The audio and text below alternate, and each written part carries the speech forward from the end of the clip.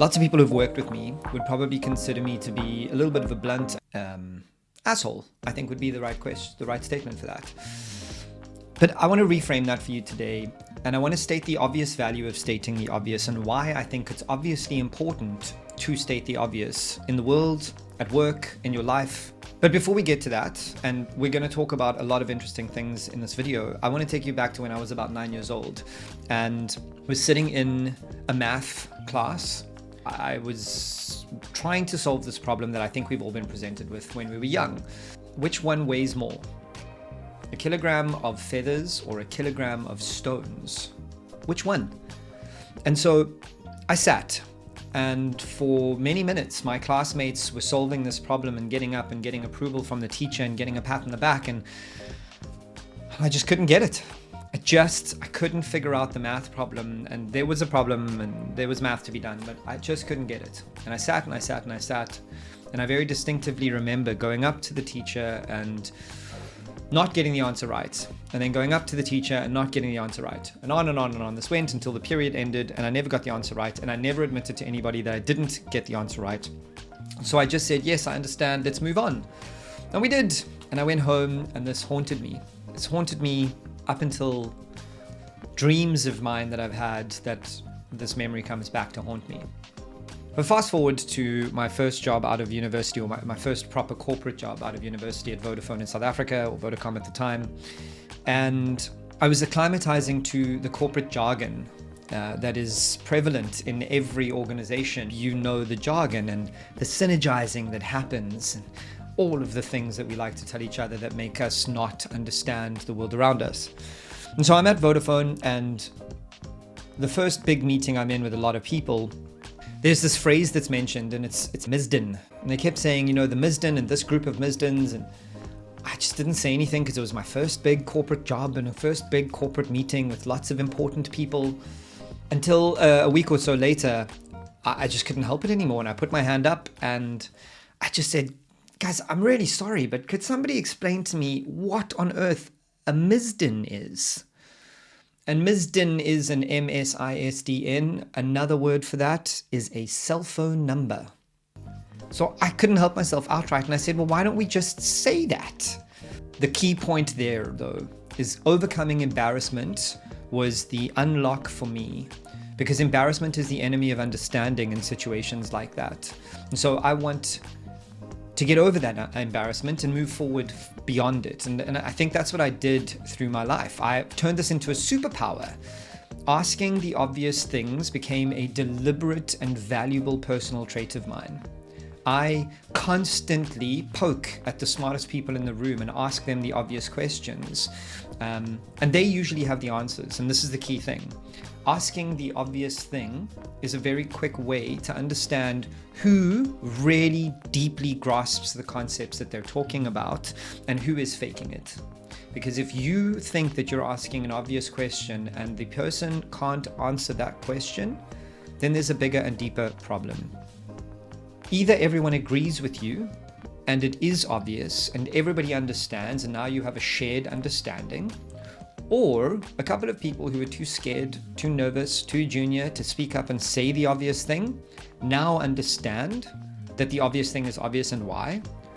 Or my favorite outcome is you ask the obvious thing and it's only obvious to you that obviously won't work, or that's obviously dumb. And we're going to get into a whole bunch of things that I believe are obviously stupid, irrelevant, or wasteful later on in this video, so stick around for my rant.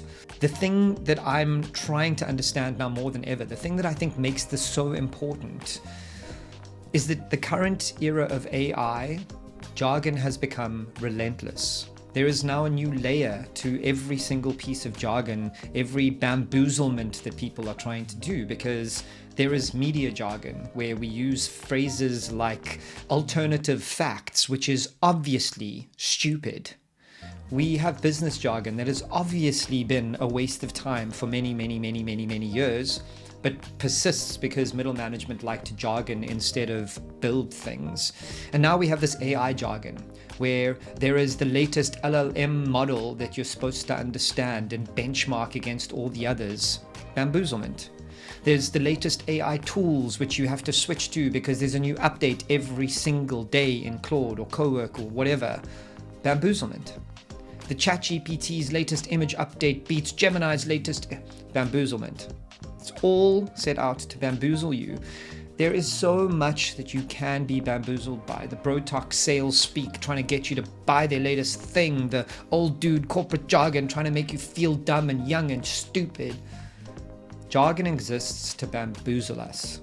Don't let it. By stating the obvious, by asking the obvious questions, by inquiring in an honest and obvious way about the things that you don't understand. So now I want to get into some practical examples of things that I believe are obviously insane, dumb, stupid, ridiculous, or should go away. And I want to start with my frustration right now that we all need to change our workflows every 6 hours when there's a new AI tool. This is obviously a stupid idea. Updating Claude every single day, sometimes twice a day, is obviously stupid. Cursor is the same. ChatGPT is the same. I'm not entirely convinced that the world wants a new feature for their AI tool every single day. That is obviously overwhelming for the average user. I'm what I would consider a power user of AI, and I don't want an update every single day. That is obviously ridiculous and insane, and it should obviously be thought through. When a video obviously looks fake, you should call it out and comment, even if you're wrong. When you're browsing on LinkedIn and somebody has written what you think is AI content, it's okay to obviously ask, hey, is this AI content? You're allowed to ask the dumb things. In crypto, when I was building a business in that world, there is this phrase that I loved and I've adopted into everything else. DYOR. Do your own research. We live in a world where that is necessary. If you want to state the obvious things, it's on you to upskill yourself, do your research, and engage in the world so that you can state the obvious.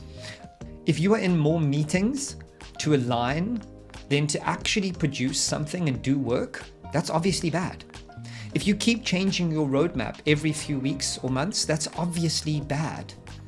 If you incentivize people to adopt AI at all costs and be efficient, that's obviously ridiculous because that's what they'll do in the face of getting their work done well and solving the customer problem.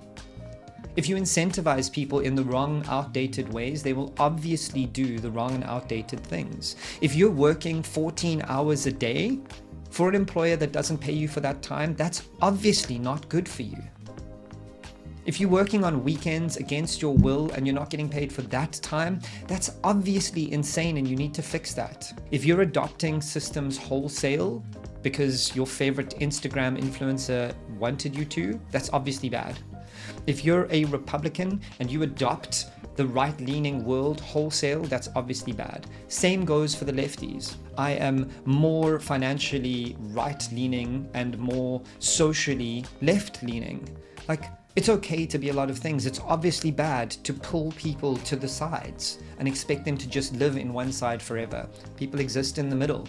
There is this concept that was coined by a Japanese roboticist, Masahiro Mori, in 1970, and it's called the uncanny valley, and it's usually applied to CGI characters or AI bots, like robots that look almost human. It's the unsettling feeling humans get when something looks almost human but not quite right.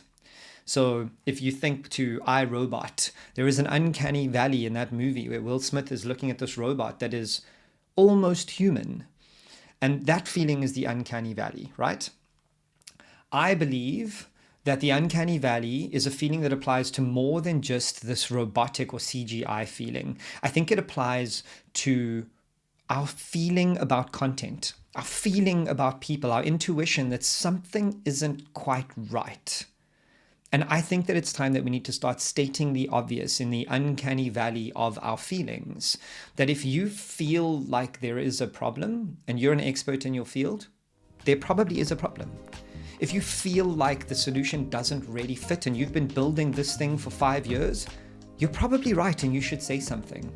If you trust that you have done your research and you've thought this through clearly, and you're sitting in a meeting and everybody else doesn't notice the thing that you notice, it's obviously worth stating that thing in case you're right.